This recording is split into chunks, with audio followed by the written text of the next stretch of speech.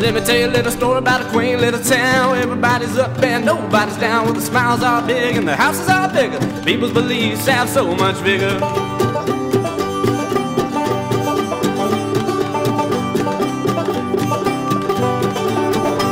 It's where you wanna be, of that I'm sure. Cause the men are gentle, the gals are pure, and the lawns are green and the money's too. So big a smile, cause we all do.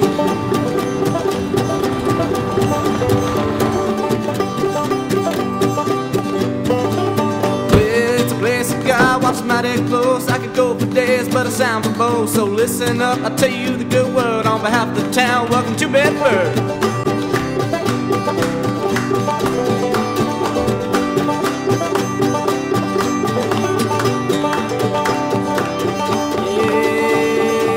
Yes, welcome to Bedford.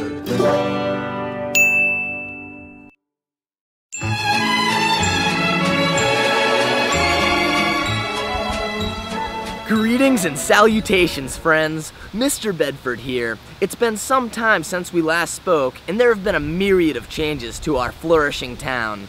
With this episode of Welcome to Bedford, I hope to explore both the chemistry and aesthetics of our quaint New England town, and to show you what it truly means to nowadays be from Greater Bedford. So come on, follow me, let's get started.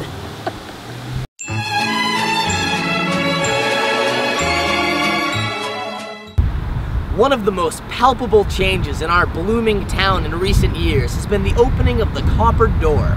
Since the closing of C.R. Sparks in 2010, Bedfordites had nowhere to turn to overpay for small portions until the Copper Door made its triumphant appearance.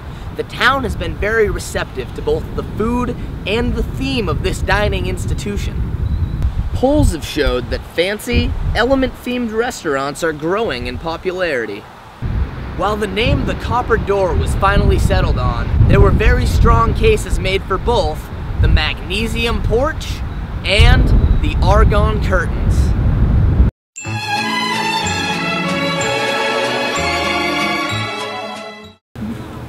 The past 5 years have been a simply exhilarating time when it comes to the discipline of Bedford groceries, as Hannaford's, Fresh Market, and most recently, Market Basket, creating a completely saturated market of 6 major Bedford grocery stores.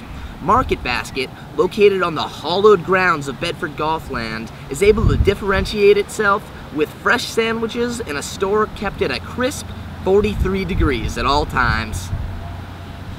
The creation of these stores marks the official ending to the Vista Harvest Market 250-year monopoly of the town, since its creation by the Pilgrims in 1750.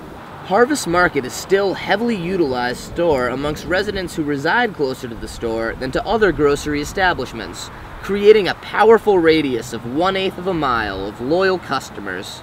While Harvest grocery popularity is severely declining, it is still the most preferred option amongst Bedford residents for carpool meetups and low-volume drug deals.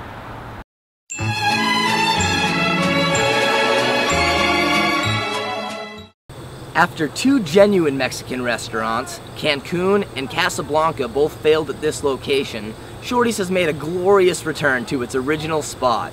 While both failed restaurants were met with fairly good food reviews amongst critics, the people of Bedford sincerely disagreed. They found that the atmosphere was a little too authentic for their liking. Well, after years of confusing menu pronunciations, Bedfordites unanimously agree that Shorty's, a white person's idea of what Mexican food should be, is the permanent solution.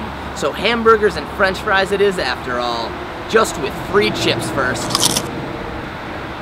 And now a segment we call A Walk With. When you're sitting at home with nothing to do, your cat just died, you're feeling blue, and you need somebody to talk with. Come and take a walk with.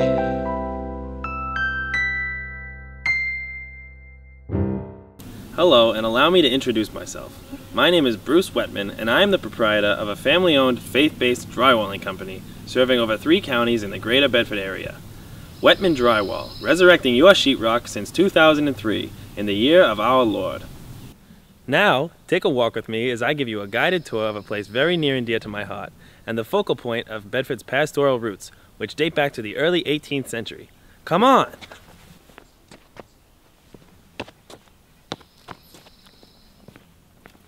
Originally the homestead of farmer and revolutionary leader Josiah Bartlett, this area is now a residential neighborhood comprised of a series of interlocking streets more commonly referred to as the Birds. We shall explore this rich treasure trove of wanderlust and family values and maybe even some darn good drywall. Take my proverbial hand as we journey through the Birds and visit the site of where Josiah Bartlett tarred and feathered his first redcoat. To reach the site of Josiah's famed killing, we must take a right up ahead onto Oriel Drive. It is a little-known fact that the very first battle of the American Revolutionary War did not take place at Lexington and Concord, but here, in the very heart of the Birds. But oh no, this is Eagle Drive. I appear to have made a grave error.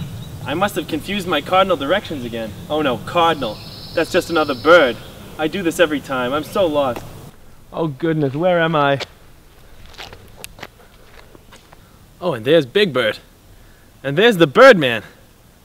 Oh, Harper Lee, she's my favorite.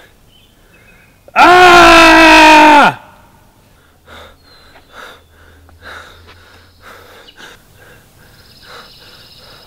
Oh, Josiah Bartlett, is that really you? Ah! This has been A Walk With, sponsored by Wetman Drywall Solutions. We keep the spirit in our hearts and put Jesus in your walls.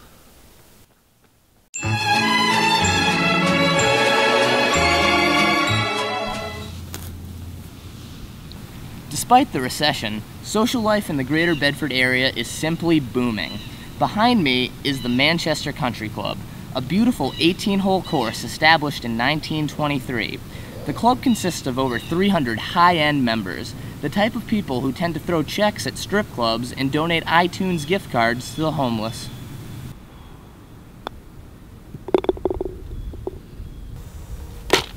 For the minuscule fee equivalent to 13 train robberies, you too can call yourself a member of this prestigious club.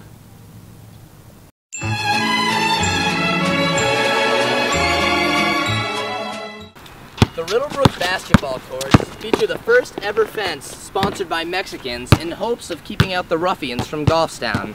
These neighbors to the north have been known to sport tattoos, earrings, and efficient long-range jump shots, all of which are frowned upon by Bedford natives. If you run into one of these ruffians, it's best to say that you're from Manchester and ask to bum a cigarette.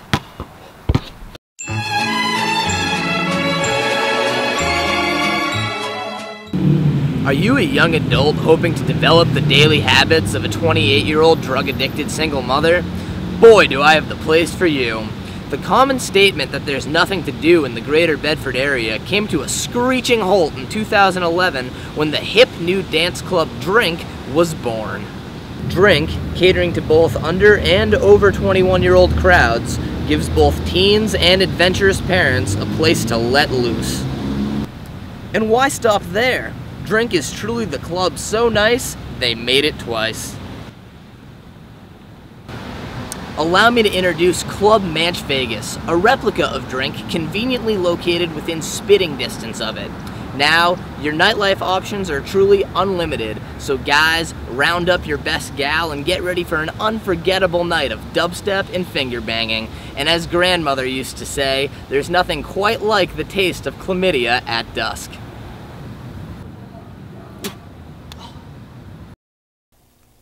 Oh, there's so many problems. This is where we try to solve them. Oh, don't you fear it's time to lend an ear. What's up, everybody? It's your boy Soft Serve here, welcoming you to Lend an Ear, where we take a minute to listen to the gripes, complaints, and otherwise annoying banter of the local people. On a side note, this is going to be my last week on the segment because the Hillsborough County Justice System has determined that I am fully rehabilitated to enter society, so holler at me on the streets. So, without further ado, perk your pinna, allow us to slip in your canal, and lend an ear to the always charming and opinionated Mary Ann Badland. A poem by Mary Ann Badland. Bedford used to be a spot of hope, but now they're letting anyone elope. We must destroy all liberals now, or your children will worship Chairman Mao. All the animals lived on Noah's Ark, so don't tax me for your little dog park. You attack my nuclear family with your propaganda, well, I know my rights. I know Miranda. You attempt to silence me as I proudly sing. Don't stick me under your sinful left wing. The liberals are causing me so much trauma. America's destroyed. Thanks, Obama.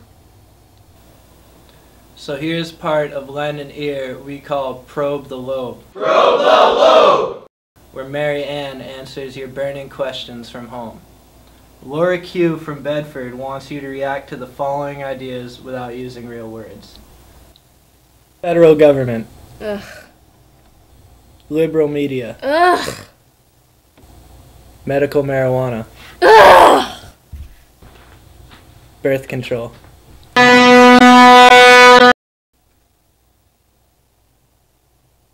Great job, Marianne. John L. from Bedford has heard you refer to your cats. How many do you have? I have 12 cats. Follow-up question. How much do you love your cats? I love my cats so much that I drink milk out of pans and once attempted to grow whiskers so that I could relate to them better. Finally, John wants to know how much you would love your cats if they supported the assault rifle ban. I would drown them. Thanks, Marianne. Well, that's all we have for this segment of Lend an Ear. See you on the streets, motherfuckers. Oh, there's so many problems. This is where we try to solve. Lend an Ear has been brought to you by Bedford's newest beauty parlor, Beautiful. You have to pay to be beautiful, but it pays to be beautiful. So there we have it, folks. I hope to have accurately painted you an updated picture of our lovely town and beyond. While we've had our fair share of laughs today, I must confess that as time violently ticks along, my affection for this town only grows. From the tick-infested fields, to the seemingly easy yet continually misused rotaries, to the fact that if you want, you don't have to pay your taxes. Most importantly, Bedford will always be the place that I call home, and for that, I'm eternally grateful. Mr. Bedford, signing off.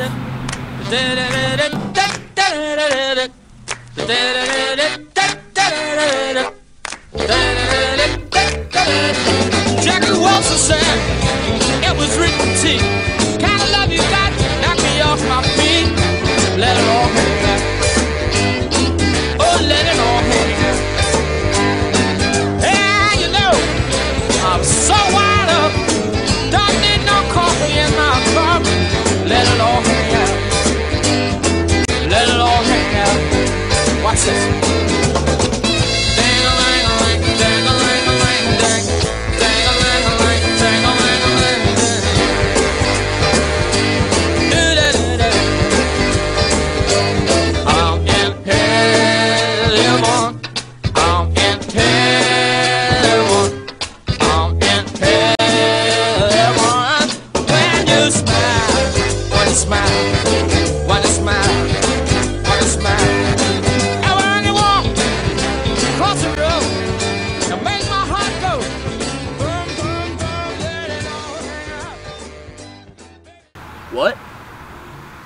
machine gun?